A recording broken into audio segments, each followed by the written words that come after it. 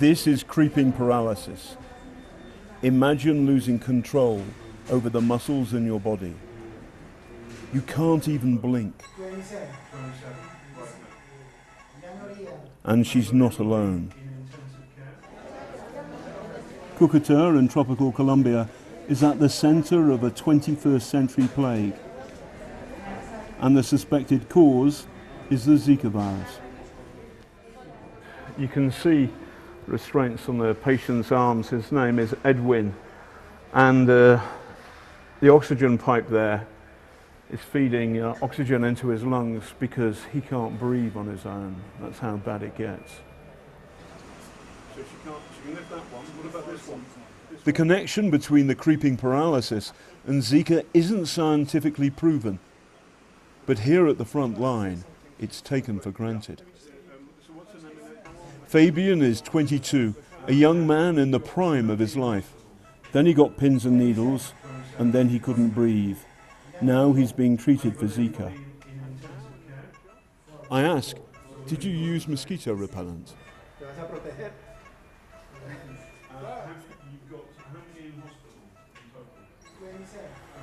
Has he got children?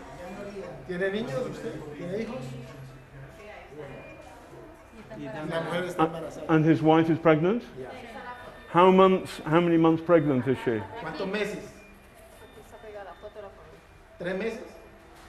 3 months. And that's your little girl, yeah? And that's your his wife, and she's pregnant now. He's recovering, but he can still barely feed himself. His wife, Karen, nurses him. Who here has had Zika? Put your hand up. Zika. This is the alley where his family live. Everybody? Todos nos ha dado Zika, todos, todos. Inclusive del Zika, a mí me quedó este temblor en la mano. There's fear here, but the message isn't getting through. People should wear long-sleeve shirts, trousers, and use repellent. Not much sign of that. It doesn't take long to find where the mosquitoes might come from. Well, that would be prime suspect.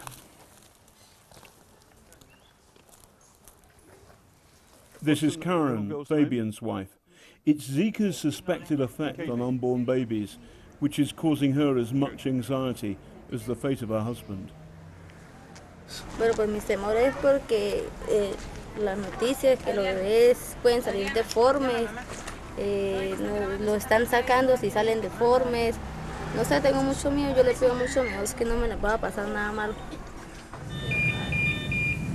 Before 2000, there are no reports of Zika causing birth defects, so something has changed. Dr. Marco Fonseca is a neurosurgeon in Cúcuta. Along with other scientists, he's noted that Zika used to be a mild virus, and now it isn't. So, Dr. Fonseca, what are we seeing here with Zika? It looks like the virus changed in some way. We have to see exactly what happened. I'm afraid that it's a change in the genome of the virus. So is it Zika or Zika plus? Zika plus, a mutation in the genome. Zika plus, any problem in the environment that is specific to South America and Central America, we don't know. We will have the answer soon, I think. We have to worry. The health systems in our countries have to deal with the complications, what we didn't have, and we are not really ready to deal with some of these complications. For now, there is no cure. All that the authorities can do is fumigate and hunt down the Zika larvae which flourish in still water. Miren. Well, let's look. La larva. So this is absolutely what you don't need next to a school. Education can only go so far. How can you convince people who live in a tropical climate to cover up? The hospital here is under massive pressure, not least from patients like this one from Venezuela, who the doctors believe have got Zika, and now the beginnings of paralysis. A los 3 días de tener los pies y las manos dormidas, ya empecé a perder la movilidad para caminar y para alzar la pierna ya perdía el equilibrio y me caía. Porque en Venezuela fui a 2 entidades médicas y no me diagnosticaron este mal. Me decían que tenía un cuadro viral muy fuerte y que me fuera para mi casa.